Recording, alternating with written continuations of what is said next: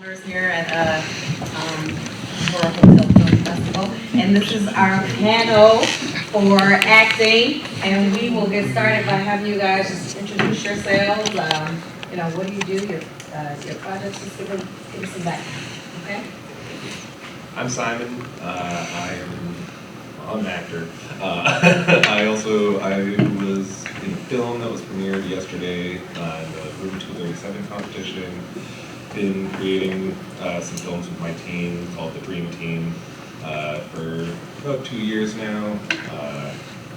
We're very low budget. We try to do everything for free or just kind of whatever we have to use because it's 2 years in. We don't really have the time or capacity to find like sponsors and all that jazz. But I'm hoping that maybe one day we can quit our day jobs and do this full time.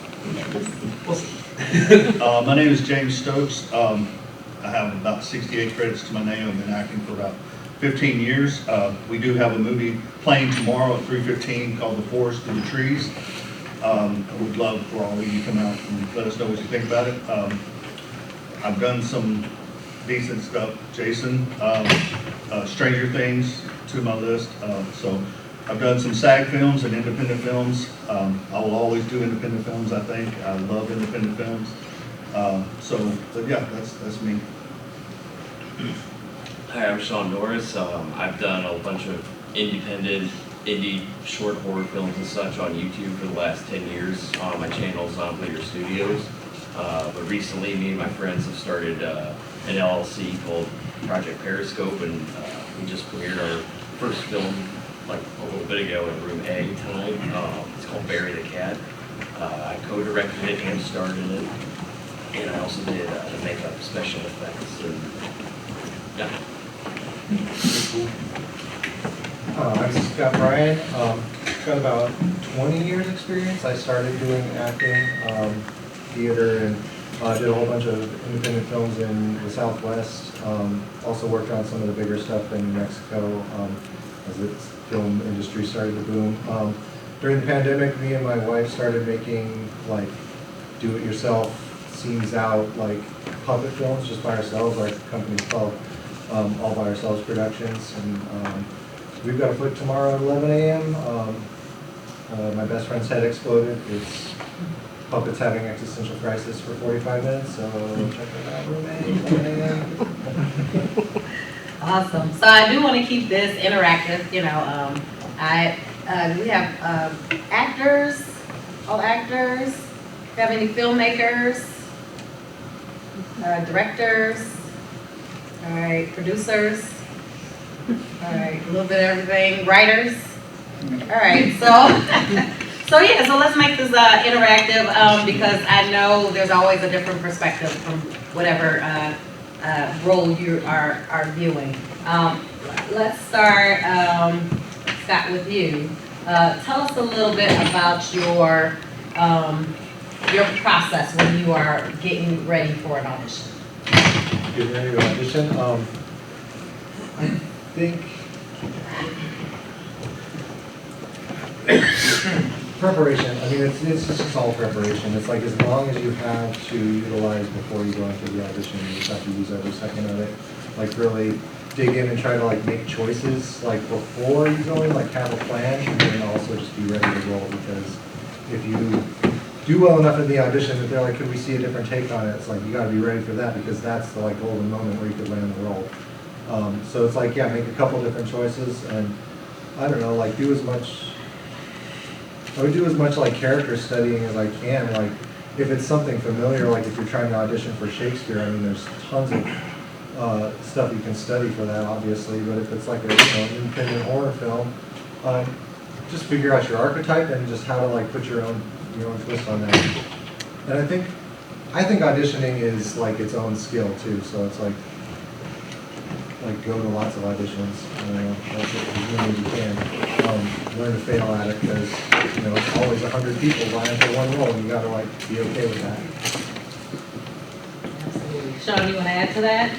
I kind of feel the same way. Just kind of have a variety of different takes that you would have on the character that you're playing or the lines that you're delivering and whatnot. So that's kind of where I find you looking for something totally different.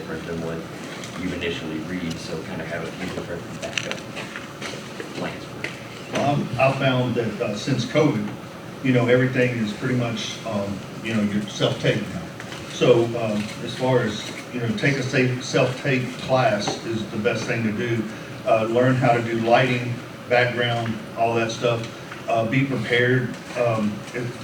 Sometimes you get an audition and it's due, you get it on Wednesday and it's due on Friday. There's not a lot of preparation in that. You just got to read what they give you and take that character to where you think that character should go. So self-tape now, there's very seldom is there an in-person audition anymore, especially with COVID still lingering out there. So yeah, you just, like he said, pretty much just preparation, but, getting your lights set up, making sure that you look good. There's no, you don't get blurred out by the lights and stuff like that, because that makes a difference. There's some directors that they'll notice it and won't even look at it because the lighting's not right. So.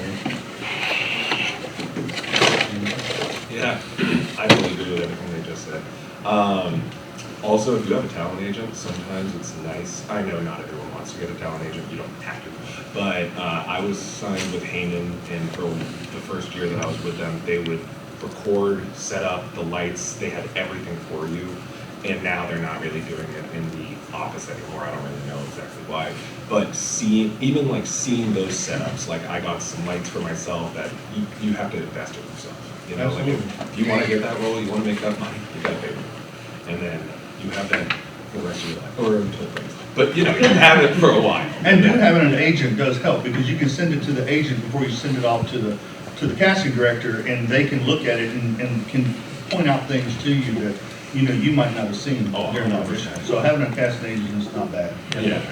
Knowing who you are too, it's like name dropping a quick story. I helped Erin Moriarty do an audition tape for a Spielberg film one time, and she didn't get the role. But it was I just went to the place where she was staying. She had a couple lights and a camera, and we just shot the scene. And she just did it very basically, and it was basically just here's who I am. If you're looking for this, then put me in this huge budget movie and contact my agent and get the ball rolling. And she got famous later doing with the boys and stuff. But but that's all it was. It was 25 minutes, and she just shot the thing super fast. She's like, thanks.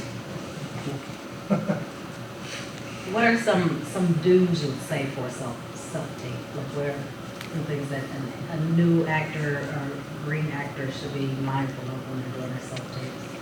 Memorize the script as much as you can. Read that script 100 times if you have time for it. Really, if you show that you're living in that moment and you're not just trying to remember the lines, then the director's going to tell, and it gives you a stronger chance of advantage. Yeah, and like you said too, invest in yourself. Invest in good lighting.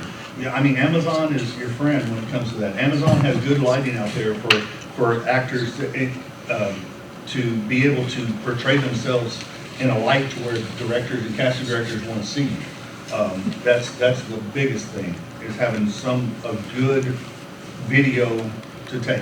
A cell phone, your iPhones are the greatest things in the world. So, yeah. Sean, what about adults? What are some things you think a new actor do that they probably should not change? Well, yeah.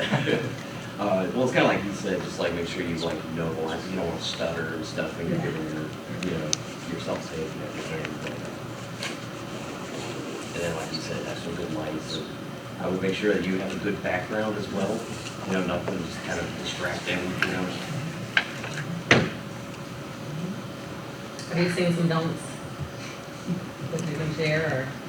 I think people being assumptive, I don't know, sometimes, you're, the overconfidence, I don't know, it's all about balance. It's you gotta be confident, but you don't gotta, I've definitely been turned off, casting for some stuff that I used to do, because I would, do auditions with some of the actors that I was trying to cast, and, people just rolled in there, overconfident, and, they, didn't want to, work with anybody or anything. I don't know, that can be a turn off, too. I don't know, it's a tough process. Like I said, auditioning, especially in person, it's nerve-wracking and it's a skill. It's you just kind of have to fail at it for a little while until you figure out your rhythm with it. Etiquette-wise, you wear solid shirts. You don't wear anything that's distracting, like that or anything like that, or this. you know, you want a solid shirt, you want a solid background most of the time. Yeah, and you don't want anything distracting. Don't use props unless they tell you to use props. That's the whole thing. I mean, if they say you got a gun, don't go grab a gun and point it at the camera. I mean, I've seen it. I've seen people do that. But it's just if they ask you to use the props to get into character as much as possible, they say okay. If they don't, all they're wanting to do is see you act out and listen to your voice and you know and see how you portray the character. That's another big thing. Yeah. Any questions? How do you find auditions, and then how do they actually ask for your resume, portfolio, and reels? Resumes? Auditions? Yeah, for How do you find auditions. auditions? Yeah, and then do they actually ask for your resume, reels, and stuff? There are tons of platforms out there, Actors Access, casting networks. I mean, I could go on and on. There's tons of, you have to, now that's another investment because all of these cost money. Right. So Actors Access, to put pictures on there, you have to pay a certain amount every month or every year, and they'll allow you to put pictures on there and auditions and different things like that. Agents, if you have agents, they put your name out, they put your face out there, and then they will send you auditions when they come in from casting networks, Actors Access. Oh my goodness, there's Frontier. I mean, there's so many different ones just around this area here. How do you know to trust them? Well, that's you got a reputable agent. A reputable agent is someone that don't cost you any money up front. If an agent asks you for money up front, then you need to walk away because they're not reputable. They're just after your money. An agent gets paid when you get paid, kind of like a lawyer. So that way you can trust them. And as far as Actors Access goes, you can trust that because you're paying for it, and you can pay for Actors Access and go on there and do the breakdown to what you are capable of doing, and they'll send you breakdowns of just that. And then you can submit yourself. You don't need an agent. You don't need an agent to do any of it. You don't need a manager. You don't need an agent. You can submit yourself for things, and then they'll send you self-tapes, and then you send them right back to them. So that's a perfect way to know that you're doing it the right way. Do they often ask for your portfolio or reels or demos? Oh, absolutely. Absolutely. Oh, you're going to have to send a reel and a resume for sure, and a headshot. And how does your resume differ from a regular job? There's an acting resume out there. Yeah, you can go online and look up acting resume, and it'll give you the whole breakdown of the acting resume. Yeah, you can find a template. Absolutely. Copy and paste and put all your stuff in there. Or I would say take a look on different people's IMDb or their websites or something to see how your friends or even famous actors are marketing themselves, and the people that you've seen find success, like what their resumes look like, what kind of headshots they're using. And even, you gotta find people that look like you but aren't you because you have your own energy and your own look. So the way that they're marketing, the way they're finding success, you're gonna find it similarly, but you gotta beat them. So you gotta find your inspiration and then just go for it. Also, I'll say you will find so many auditions for independent stuff on Facebook. You can find commercial things on Facebook. I'd say get involved on the Ohio Film, Mid-Ohio Film, Cleveland, Cincinnati, Columbus.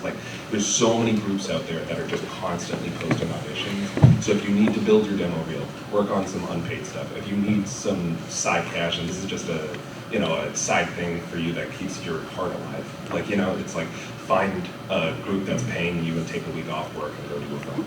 But you will also see in those groups, people are calling out scams. People will say the red flags. Absolutely. So you'll learn as you're going, but from the beginning it is scary. And you just gotta trust on casting networks and Actors Access. Most of the time it will say, this is verified, this is not verified. And if you're a new actor and you're looking to build a resume, one of the best ways I've found is do a student film. You're not going to get paid for it, but it doesn't matter. You're not trying to get paid. Right now, you're trying to build a resume. In student films, one, you got to think about, they're using the best equipment. You're going to be in front of some of the best cameras, Black Magics, Reds, everything. You're going to have some of the best quality stuff, and you're going to have an acting reel that you can put together and to be able to send out to these different casting agencies and stuff like that. So if you're a brand new actor, that's the best way I can tell you to get a good quality reel is go do student films. Student films they're always looking, because they have end of semester, trimester, everything else, needing to do these little short films to get a grade, and they're always looking for actors. And yes, most of them can't pay, some of them can pay you $100 a day, do whatever, to come and act in their film. But it's one of the best ways to build your resume. And you can find a lot of those notices on social media. Absolutely. And also just like showing up. It's like if you're just like starting, like come to these kind of conventions, community theater, every community has a community theater. Those people are always ready to like make it their first short film. And you'll like start making friends, start making those movies, get a little reel together, and then you like, as you build stuff to like send into the bigger stuff. Like that's, and also like doing, I don't know, I'm a big proponent of theater, but like theater, like you'll learn your process on like how to actually get into a character, because you have to do it from front to back, and you have to have it all memorized and all that stuff. Whereas like film, it starts to break down, you just have to be ready when the camera rolls, and that's a whole different process. And you have to do a lot of that work on your own. True. Plus with film, you have to just trust that the camera catches it versus actually performing in theater. Like, you know, if I'm doing a theater piece, I'm performing to that guy in the back. But if I'm doing something for film, I only have to get to that camera right there. So that's another mindset that you learn along the way, but yeah. I got another question, more about how things have changed. So I'll hear now that older people aren't getting more on social media and that younger people are getting it faster. So that way we have our own YouTube channels and our own acting reels, right? But how are our acting professionally compared to now social media just, you know, coming as easier to younger people, right? Like influencing? So, say again? Like influencing? Yeah, like influencing. So how does my acting differ from somebody who's maybe funnier just on social media, you know? Well, I went to art school, you know? You literally got to set yourself apart. Each individual is their own person, you know, and influencing and acting, two so totally separate things, not even close to each other, I don't think. And as far as the older generation, what do you mean by the older? Like, we're not getting more on social media to post as much, but we're asking for the social media. Yeah, we might even check our social medias, but when I go to different auditions for different companies, they'll tell me that they brought somebody in from social media that they saw, rather than me actually putting in my application and things like that. Unfortunately, that's the way the world works. If you got more followers, that's who they want to cast, because that's going to be more viewers for them. So that is kind of I just don't see that being really a niche or something in the acting career. Okay. I really don't. You got to take classes. You got to better yourself. It's just like any other job. If you're learning to do something in a factory, you got to learn how to do it. Well, it's the same thing with acting. You know, you need to take acting classes. You need to take classes on how to do auditions. You got to take all those things to better yourself. And it's just continuing education is what it is. Mm-hmm. And the more movies you do and the more things you do, is the better you're going to get.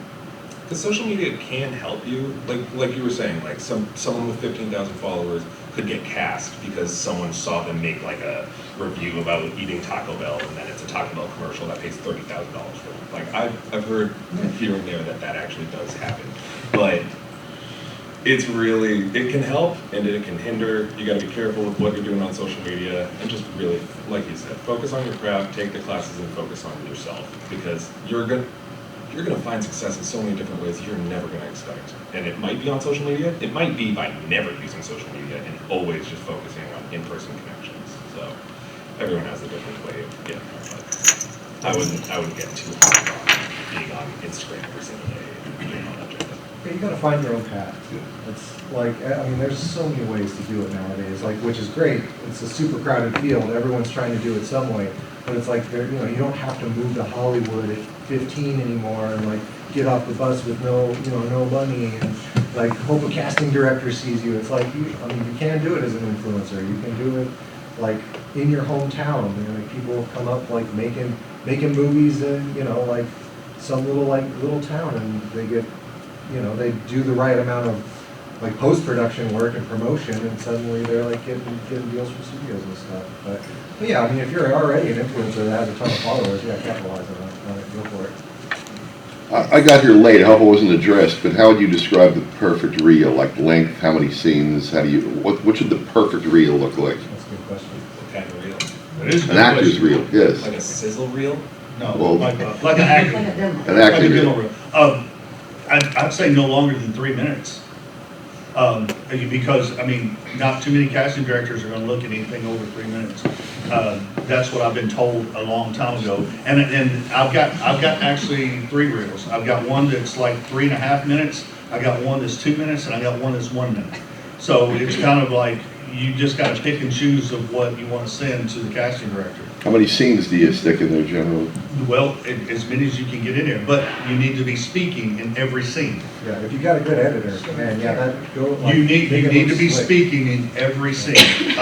So it could be 2 scenes, but it needs to be your two of your best, I would think, would be the best. I mean, you want to send your best stuff out there. You know, it's just kind of like on IMDb. You don't want to put too many uncredited movies out there on there because it doesn't help you at all. You know, your IMDb needs to be credited and, you know, legit roles out there. So, yeah. That first 30 seconds, sorry to jump in, but that first 30 seconds, that reel is the most important thing. Because they're not going to 100%, click that's exactly off of right. it if it's not Yeah, popping. If Yeah, it's don't not save it. popping, then yeah, it's not going to capture their attention. Yeah, I'm sure anyone, like after the panel, anyone wants to see any of our reels, you can totally just come ask us. I could pull mine up on YouTube and show it to you. Yeah. Cool. It's not the greatest. Wait, before we move on, I just wanted to say, also it depends on what you're marketing yourself for. Sure. Like having a horror reel or a comedy reel, or, you know, like if I wanted to be an intimidating guy, I know exactly which reel I'm going to use, versus if I wanted to just be in a comedy, I don't think I'm going to want to show myself being a gangster beating the crap out of somebody. So this question is more directed towards like Sean, who is like both involved on and off the screen, and who like does a lot of the acting as well as like the writing for his own movies.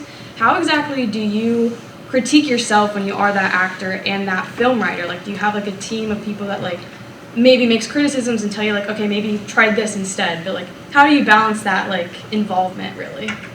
Yeah, so like on Bury the Cat, obviously, you know, I starred it and I co-directed it. And when you star in something that you're also directing, it is good to, you know, be co-directing it with somebody who can bring that kind of stuff out of you. Like, hey, let's try this again, let's try this, and then you can work with each other on that and whatnot. Do you have like any type of like, I don't know, muse or like some type of actor that like you try to like maybe reflect on, or like do you just kind of have your own original like acting style? I try to stick to it as an original acting. Gotcha. Thank you. I'm a director first, and I'm really interested in the director-actor relationship.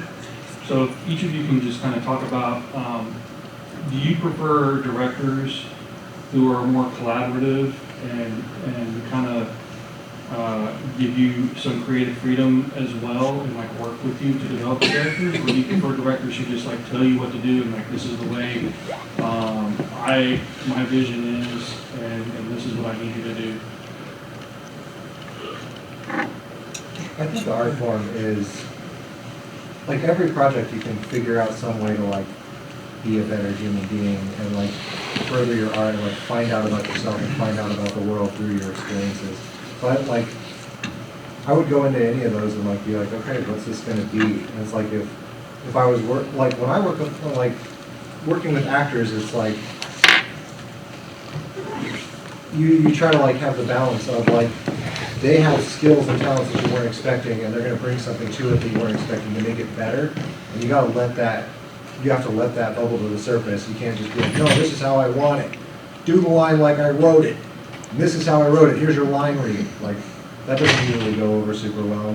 If I've ever worked with directors that are like that, it doesn't end up being a great experience. But it's like, sometimes you almost like this, if you end up in a situation like that, you have to just roll with it and be like, okay, I'm an actor, I'm your tool, I'll just give you what you want. Where's my paycheck?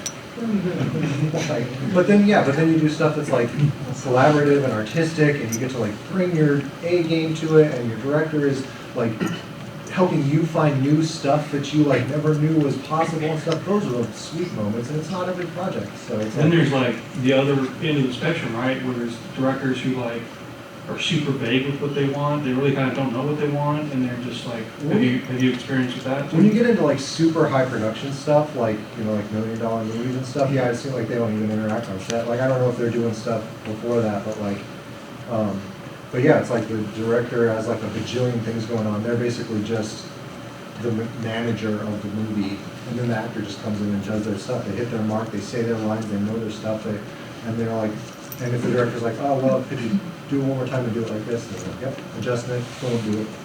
And that's like when you get into like the, I don't know, I've only really witnessed that on like super big sets, but it's like, it's crazy to watch when you're like at that level of professionalism. But like, for most like independent stuff, man, it's just, you're there having a good time, trying to figure out how to do something, trying to make something cool. And like, if you're doing that, like, I don't think really anything else matters. I just like the art part of it.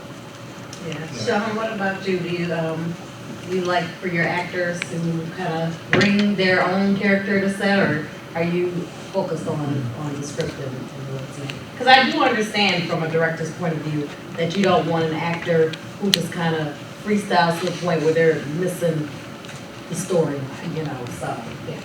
Right, yeah, usually whenever I'm directing actors, I'll kind of be like, all right, let's, we'll do a few takes of a line or a few like rehearsals of a line, and then I'll say like, look, like it doesn't have to be every single like word on the page or anything like that. As long as you get like ideas A through Z across, like in your own way, in your own, context of the scene, we can roll with that and have the freedom of that. Have you ever had an actor who just freestyled a little too much? Oh yeah. Yeah. The real back end. I've seen that a lot. I've seen actors get tossed off sets because they're telling the director how they perceive And then that's the other. and that's a whole other. Me personally, I love a director telling me how he wants it done, but also gives me the freedom to bring the character to life. I'm a character actor for the most part. I do a lot of characters and stuff like that. So being a character actor, you've got to bring your own to it to make it different, or you're going to look like somebody else, or or the same. You're going to look the same as somebody else. So, but yeah, directing and acting it's got to work hand in hand.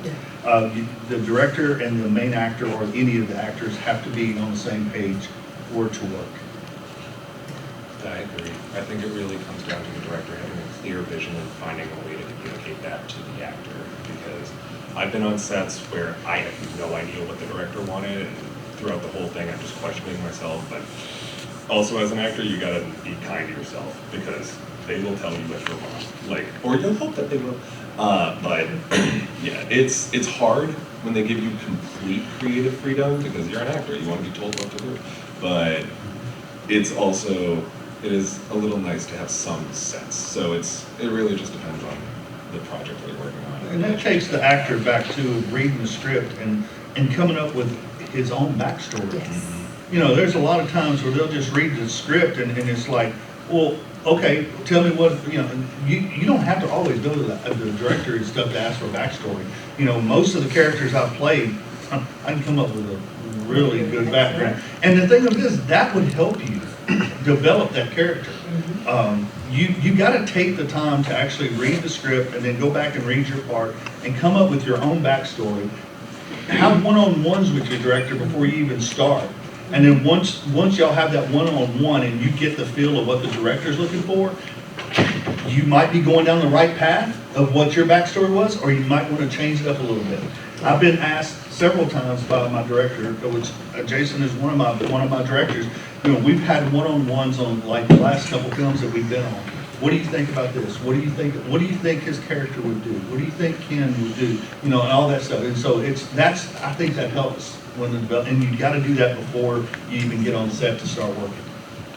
Do you do that in the audition process as well? Absolutely. If you got time. I mean, like I said, there's some auditions that you get on Thursday and they're due on Friday. I mean, literally you got 24 hours to do it. So that's a little bit different. But if you get an audition and you got 2 weeks to work on it, and they give you enough information, sometimes sides, they give you a page and you got 3 lines on it. Right. Sometimes there's 1 line. It's like, how do you want to even know what but it happens. It's like you get 1 line, especially like on commercials and stuff. Yeah. Or the acting out ones, I hate them.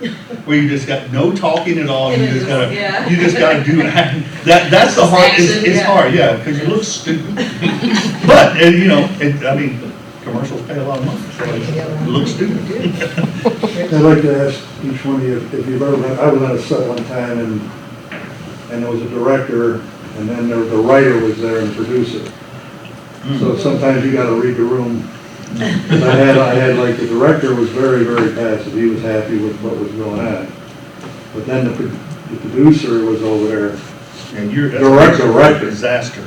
Right. So you gotta kind of, I mean, what I did in that circumstance is I read the room, I realized how important the producer, the writer Yeah, is. you gotta figure out that And hierarchy. whatever he Yeah. wanted, I said, okay, I went with it, and the director was kind of like just not doing it, wasn't directing.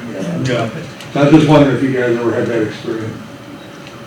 I have. Yeah, I was shooting in Illinois, and the producer and the director, they was supposed to be working hand in hand, but they both had different visions of what they saw on every scene, and it literally made the whole experience terrible. I mean, you couldn't do anything right, because when you did it right for one, you was doing it wrong for another, and then and literally they was in the background just arguing with each other, and that does not make for a good set. No. A lot of sets I've been on, the director, producer, and writer are all like the same person. So it's been, yeah. But so they usually, it depends on the time of day, like what feeling they're giving out. I think Scott, I think Scott mentioned earlier, sometimes you just kind of roll with the punches.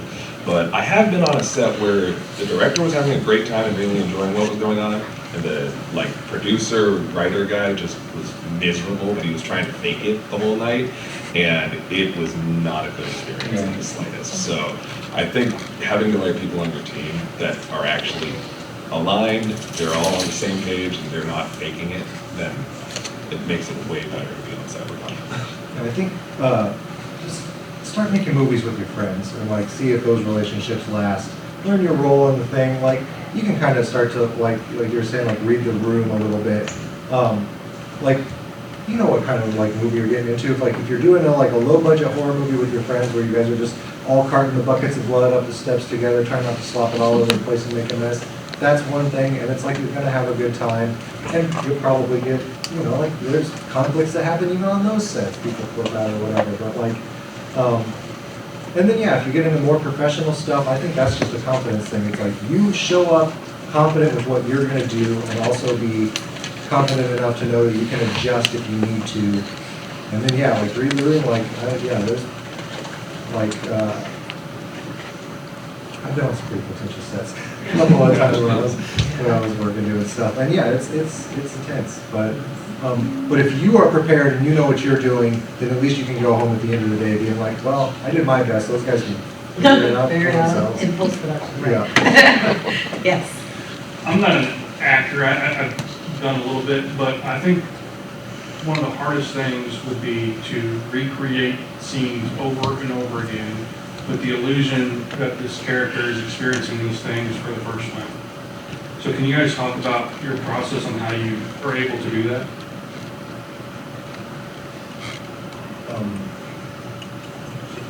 My process was, I'm going to take the forest through the trees, which is going to be shown tomorrow. I play a stepdad that loses his wife, that has got a contentious relationship with his stepdaughter, blaming her for her leaving, her blaming me for her leaving. We don't know why she left. Very emotional scenes in that movie. I'm a real stepdad in real life, so it hit me very hard. So sometimes during the filming of that, getting out of character was really hard, really hard. Like emotionally, because I'm a very emotional person. Anyway, but when it comes to your kids, you take that 100 times further. And getting into character of playing a stepdad to a daughter that doesn't call me dad, but finally does, and it hits hard. So getting into a character like that takes a lot. And then getting out of that character takes even longer. So that's a hard question. This is a good question, but it's a very hard question. Do you have you taken formal training, like Meisner technique or anything like that to kind of help you with situations where that may not be your real story, but you have to get into that story? I think Meisner really helps me. That's my favorite thing I've ever worked on. I got a theater minor, and that was.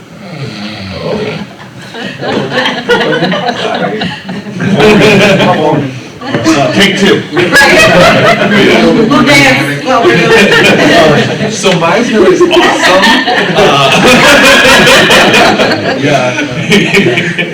But yeah. Real life experiences too. Yeah, and just pulling from like your real truth, like kind of projecting someone that you've have those feelings for on the person that you're looking at, and then as many times as you do it, it starts becoming more and more real. And I know I've seen some actors where the first take they can cry, and then they're like, why can't I pull the tears afterwards? But you don't always have to cry. You don't always have to pull the tears. Sometimes it's just feeling it and letting the camera capture it, and then letting it go. Because you can hold on to it. You start the next take at the end of the scene, it's not going to be what you're looking for. So take deep breaths, literally shake it But then off. recreating it over and over again for different takes, different angles. You got to find the starting point. Yeah. It's rough, and sometimes it takes a while. It's like I have to ask. I need a little time. I need to get in that headspace, and it really it takes a while. It's so hard sometimes. You have to and that's just learning your craft. It's that's what being an actor is. And like I said, go back to theater stuff. I did a production of It's a Wonderful Life one time where I played George, and I was the first scene was the I'm gonna kill myself, jump off the bridge scene, and I would basically be crying when I hit the stage, and it was so I would just separate from everybody for 20 minutes before the show started and go think about putting my cat to sleep for 20 minutes. And it's you just figure out what you need to do for each role, and yeah, then when you get into film stuff, that's hard too, because it's you have to do it over and over for different takes, all right away. Yeah, because you have a time frame, the director's look, we gotta get this today. So I'm down there. We had a question here. Yeah. How do you deal, because you mentioned getting out of roles. How do you get out of the headset where it affects you? I did a role years ago that I knew the role was dark, but I didn't realize how much that role affected me afterwards. To the point where I actually have to force myself not to go there. So I buried the cat. Yeah, Bury the Cat, that was based on that role was based really on myself and on a true story with myself and burying a cat that I had for 17 years. That kind of inspired the story of the short film, so it was kind of, it was easy to just slip right into that mind space because it was my mind space. But I guess if you want to leave behind a certain mind space for a role that you're playing, it's just kind of look at it as an on-set prop, just leaving it on set when you go home, and it's just yep, that's on the set. I come in, think of it like a costume almost. Yeah. You just come in, put it on, and you get rolling, and then end of the day, just leave it there and just go. Is it cathartic? Can you leave it after the thing? Yeah, it's pretty cathartic. That's the art, baby. That's what you want. Well, I pivoted totally because with our flicks now, I work with my wife. Emily is my main actress in a lot of stuff, and I just roll up on her while she's working from home. I'm hey, can you say these 5 lines? And you need to basically be real raw, let go. And she doesn't usually appreciate it, but her natural rage always makes it so. Watch the movie tomorrow. If you guys come see the screen tomorrow, watch all our dialogue. Going back to your question though, sometimes you need help. Sometimes you need someone to talk to. Yeah. And get that support person and just go in a corner and just talk. And sometimes they'll get you out of it. I've had to do that. I really have. But sometimes it's hard to get out of that headspace. For me, it was an epiphany because, at first I didn't notice, but then, I'm noticing mannerisms that I required from that role. They were just whoa, where did that come from? So I was so used to, separating roles, kind of as soon as I was done with it, that it kind of surprised me how much that role stuck. It helps you if you're naturally a clean slate. I don't feel like I have a whole lot going on in my brain most of the time. And I just wipe it clean. Do you agree with that? I have a question for you. Been actors for some time. Have you ever felt typecast? And how do you feel about that? Yes. I played a cop more than I ever wanted in my life. But yeah, I mean, yeah, I felt typecast a little bit. Yeah. Being a decent sized guy, I get typecast in those kind of roles all the time, which is fine. I mean, it is what it is, but, I mean, I don't think I really particularly mind it, really, being typecast a little bit. Yeah, still get work. Every movie needs a cop. You know what? Villains are always working. That's right. They're always I working. think I mind it more in theater than in film. Oh, I minded it in theater. Yeah, like in film, I'm like, hire me, let's do it. Yeah. But like in theater, I'm like, I have one line, and then I just show up, and I'm like, I'm gonna cut it. Like, it's like, it's exhausting after a while to be tree number 7 all freaking time. But after a while, they're like, well, what if tree number 7 was actually a supporting character? And then you're like, finally, we did it. So,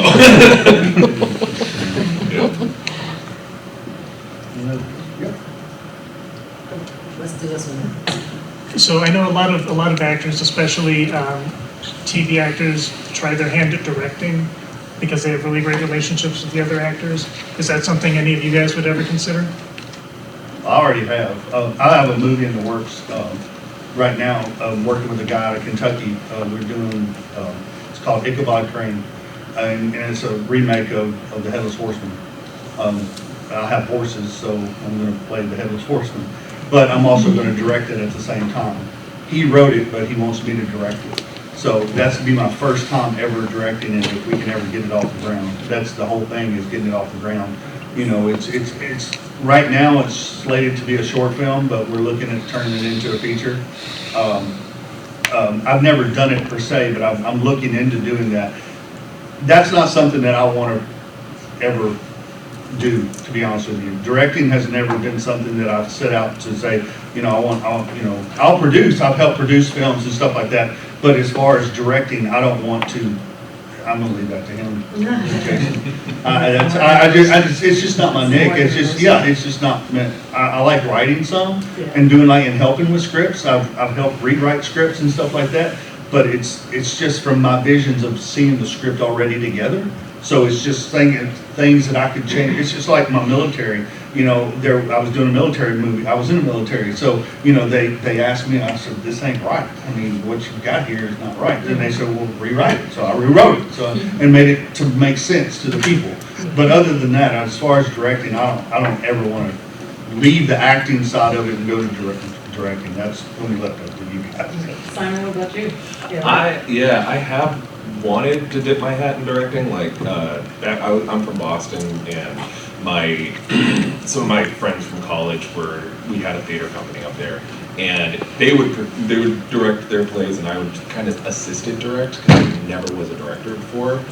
And it's just so much. So I feel like, and I want to get into that, I need to really start being more on the crew side. Mm-hmm. And I am way more passionate about just being an actor right now. So maybe when I'm older, maybe when I am not as afraid of it. But for right now, it's kind of like like you said, I will happily produce. I think producing, writing, screen supervision, as an actor, it comes naturally. But thinking about all the different pieces that need to come in as a director, it's not my brain yet. You have a question? So many months ago, I read a book, and in the back of the book it said, getting the role is majority luck. Would you agree or disagree? I mean, talent of course helps, but luck? I think it's what the casting director and what the director is looking for. This is the thing. Every time I audition for something, I'm just gonna put it out. I'm a 54-year-old white man. There's thousands of us that's auditioning for the same role that I do. You always identify with them? Yes, sir. And it's like, especially but what I'm saying is they may not like my look, but they may not like my Southern accent. So I may not get the role just for the simple fact that I've got a Southern accent. I don't think it's luck. I think it's just a matter of being at the right place at the right time and showing what you have. Sometimes you can get a role over somebody else that's better fit for it just because of the way you portray it. I always say a lot of things about acting in audition is out of your control. Like, all you can do is go, give your best audition, and then leave, because, like you said, the casting director will say, oh, you know, she wasn't the right height, or, you know, this, that, and it was nothing you can do about it. So you just go to your best audition and leave it on the floor. And always know that during an audition, you can do 2 takes. You know, just because it just says do an audition, you can do 2 takes. So if you're doing an audition and you're being, I don't know, you're playing a mom, and you see that, and you're reading the script, and it looks like the mom is being kind of mad at the daughter, well, do it mad, and then do it again, and do it not so mad, and do it, and calm it down a little bit, and then send both takes to them. Casting directors will look at both takes. You know, don't make it 5 minutes long, you know, make it, you know, a minute and a half or something like that to where they can watch it. But you can do 2 takes too, and to set yourself apart. And that's the thing, you gotta do something during your audition to set yourself apart. Don't just stand there like this and just read the lines.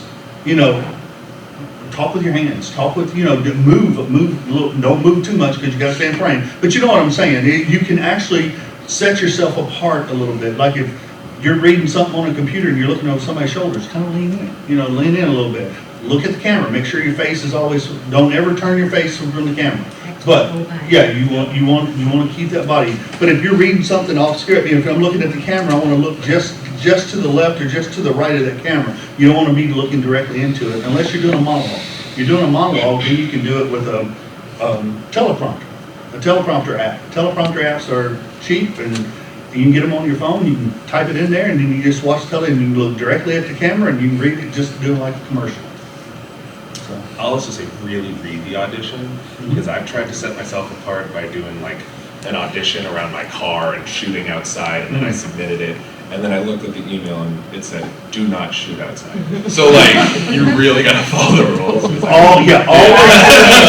Always do it on a blank wall unless otherwise specified. Yeah. Just like with the props. Don't use props unless they tell you to use props. So it really comes from you, how you set yourself apart. Yes. Not, Yeah, you can start to make your own luck too, like, I mean, showing up and developing relationships and stuff is important as well, like,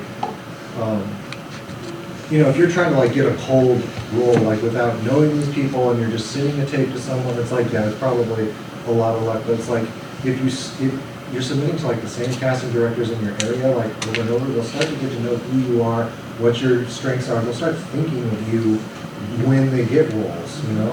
And you've got resources for that. Again, it's just developing relationships. You got one of the premier casting directors in this area standing right here in this room right now. For that.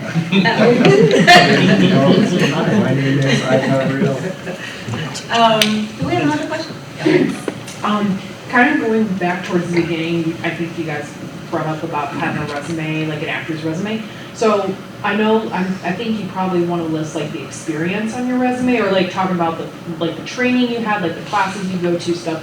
I know this isn't exactly a class, but like, you know, considering this is like an actor's panel and whatever, would you guys say this is like a good thing to put on your resume, that as far as like, I don't know, well, I guess training. Don't overdo your resume.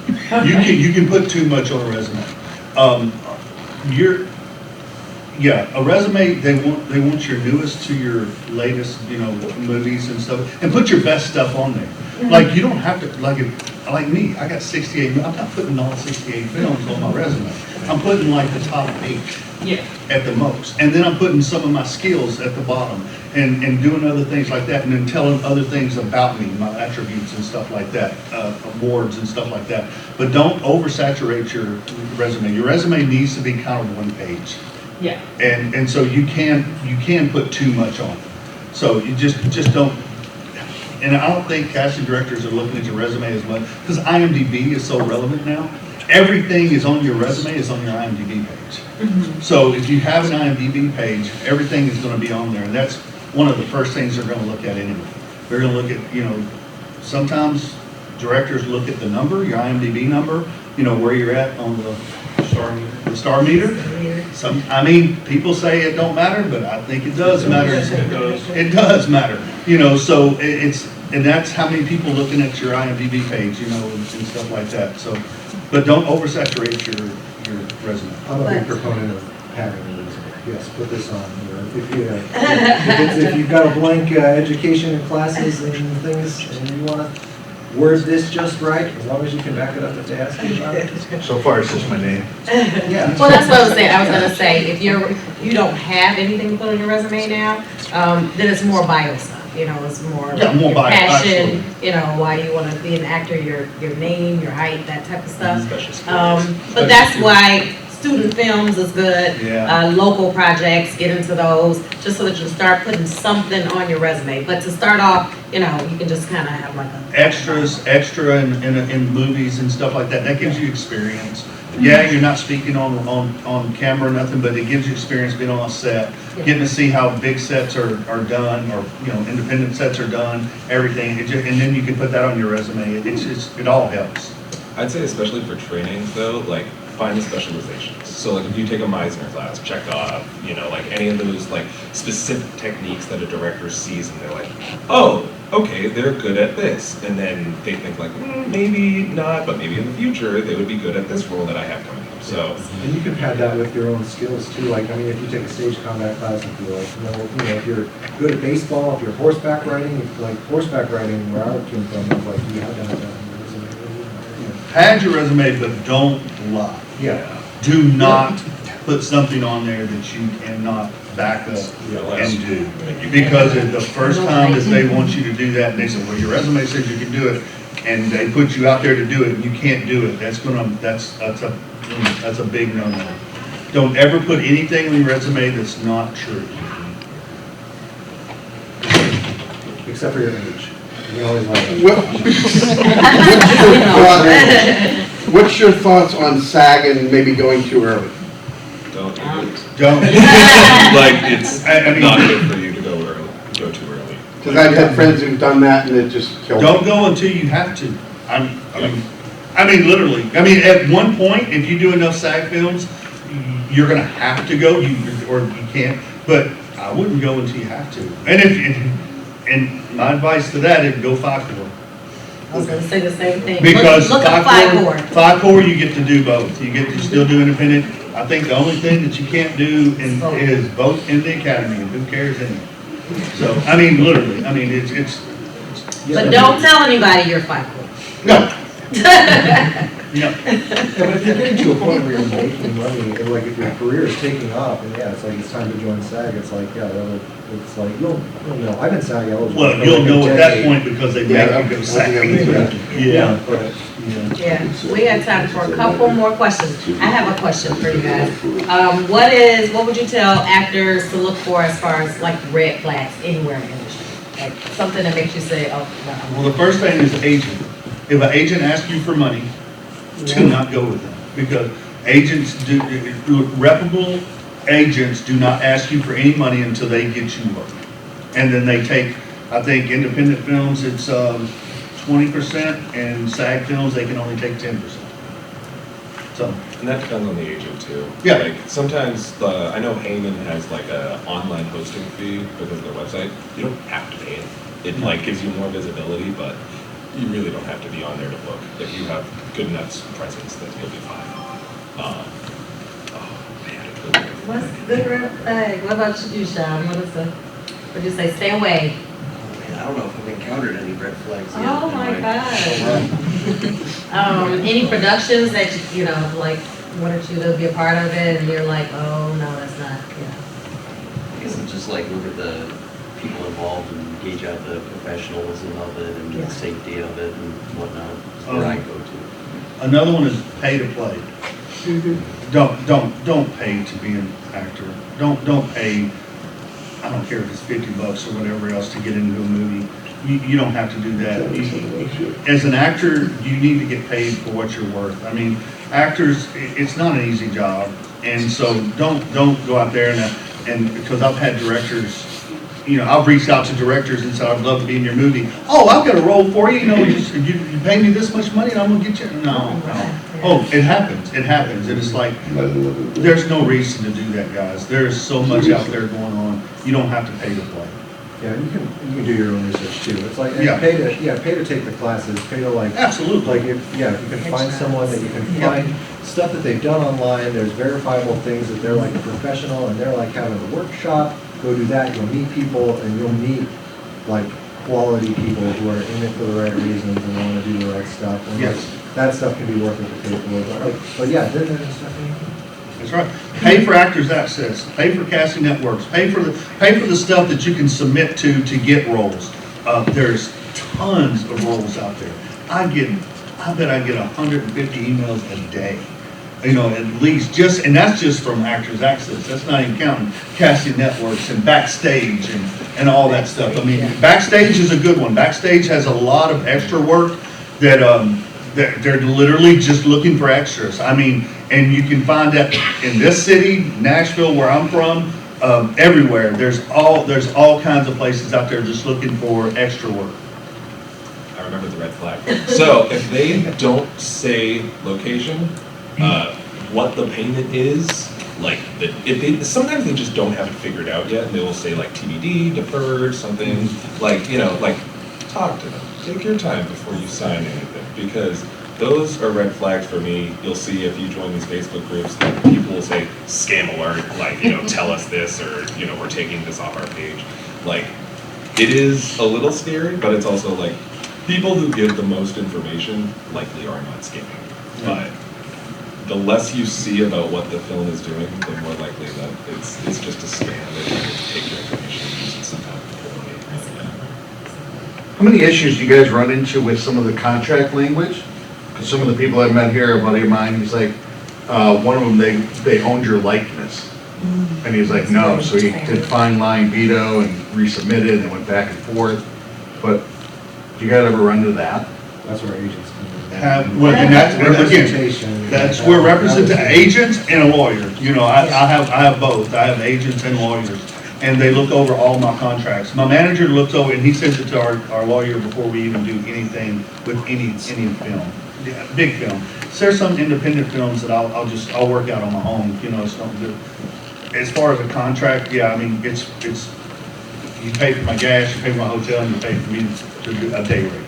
So I mean it's kind of cut and dry. But on the big projects like Stranger Things was and all that stuff, that's contracts. That's, you've got to live up to your contract and all that stuff. That's where agents and lawyers look over it and make sure that there's nothing that's going to hurt you in the future. And if it's smaller stuff and you're doing it on your own, I haven't really run into this, but I figured it's coming, especially with the AI stuff, it's you can read the contract and make amends to it. Be I've amended a couple of clauses where I don't want my likeness fed into any AI database. I don't want, you have a term limit on print media stuff where you can use it without any royalties or anything. You can negotiate, but that's again, it's agents and lawyers are better at that than we are. Time's up.